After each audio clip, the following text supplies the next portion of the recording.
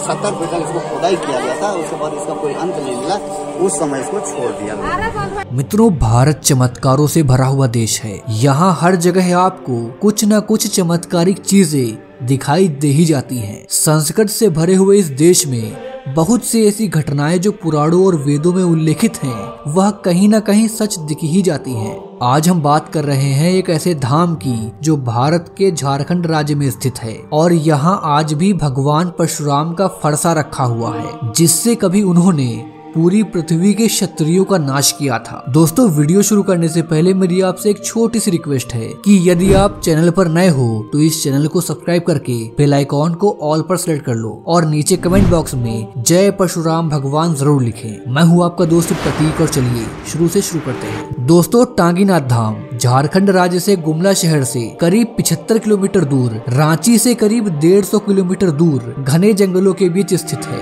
यहाँ पर आज भी भगवान परशुराम का फरसा जमीन में गड़ा हुआ है। झारखंड में फरसा को टांगी कहा जाता है, इसलिए इस स्थान का नाम टांगी धाम पड़ा। धाम में आज भी भगवान परशुराम के पदचिन्ह मौजूद हैं। यहीं पर की थी भगवान परशुराम ने तपस्या। दोस्तों, टांगीनाथ धाम में भगवान विष्णु के 6वें अवतार यानी कि परशुराम अवतार ने तपस्या की थी। परशुराम टांगी कैसे पहुँचे, इसकी कथा इस प्रकार है। जब राम राजा जनक के द्वारा सीता के लिए आयोजित स्वयंवर में भगवान शिव के धनुष को तोड़ देते हैं तो परशुराम बहुत क्रोधित होते हुए वहां पहुंचते हैं और राम को शिव का धनुष तोड़ने के लिए भला बुरा कहते हैं। सब कुछ सुनकर भी राम मौन रहते हैं और यह देखकर लक्ष्मण को क्रोध आ जाता है और वो परशुराम से बहस करने लगते हैं। इसी बहस के दौरान जब परशुराम को यह ज्ञात होता है कि राम भी भगवान विष्णु के ही अवतार हैं, तो वो बहुत लज्जित होते हैं और वहाँ से निकलकर पश्चाताप करने के लिए घने जंगलों के बीच आ जाते हैं। यहाँ वे भगवान शिव की तपस्या करते हैं और बगल में अपना फरसा गाड़ देते हैं। इसी जगह को आज सभी लोग टांगीनाथ धाम नाम से जानते हैं। दोस्तों, यहाँ पर गड़े लोहे के फरसे की एक विशेषता है कि हजारों सालों से खुले रहने के बावजूद भी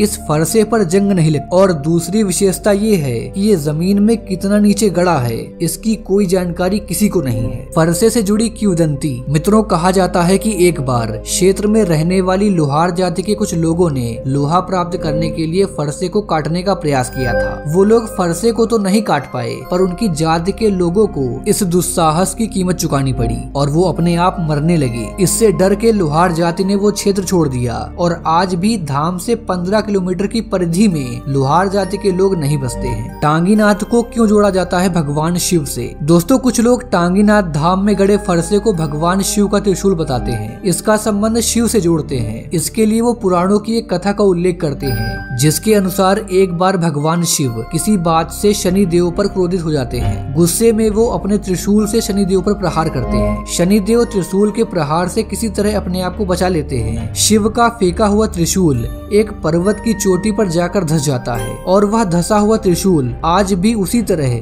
यहाँ पर पड़ा हुआ है। हालांकि दोस्तों, टांगीनाथ धाम में गड़े हुए फरसे की ऊपरी आकृति कुछ त्रिशूल की तरह मिलती है, इसलिए लोग इसे शिव से जोड़ते हैं। खुदाई में निकले थे सोने चांदी के आभूषण। दोस्तों, 1989 में पुरातत्व विभाग ने टांगीनाथ धाम में खुदाई की थी। खुदाई में उन्हें सोने चांदी के आभूषण सहित अनेक मूल्यवान वस्तुएं भी मिली थी, लेकिन कुछ कारणों से यहाँ पर खुदाई बंद कर दी गई और फिर कभी यहाँ पर खुदाई नहीं की गई। कहा जाता है कि खुदाई में हीरा जड़ित मुकुट, चांदी का अर्धगोलाकार सिक्का, सोने का कड़ा, कान की सोने की बाली आदि चीजें मिली थी। टांगीनाथ धाम हिंदुओं का तीर्थ स्थल। दोस्तों, टांगीनाथ धाम के विशाल क्षेत्र में फैले हुए अनगिनत अवशेष यह बताने के लिए पर्याप्त हैं कि यह क्षेत्र किसी जमाने में हिंदुओं का एक प्रमुख तीर्थ स्थल रहा होगा, लेकिन किसी अज्ञात कारण से यह क्षेत्र खंडहर में तब्दील हो गया और भक्तों का यहाँ पर पहुँचना कम हो गया। तो दोस्तों, आपकी हमारी इस वीडियो के बारे में क्या राय है, नीचे कमेंट बॉक्स में जरूर बताइए। मिलते हैं आपसे अगली वीडियो में एक नए टॉपिक के साथ। जय हिंद, जय भारत, वंदे मातरम।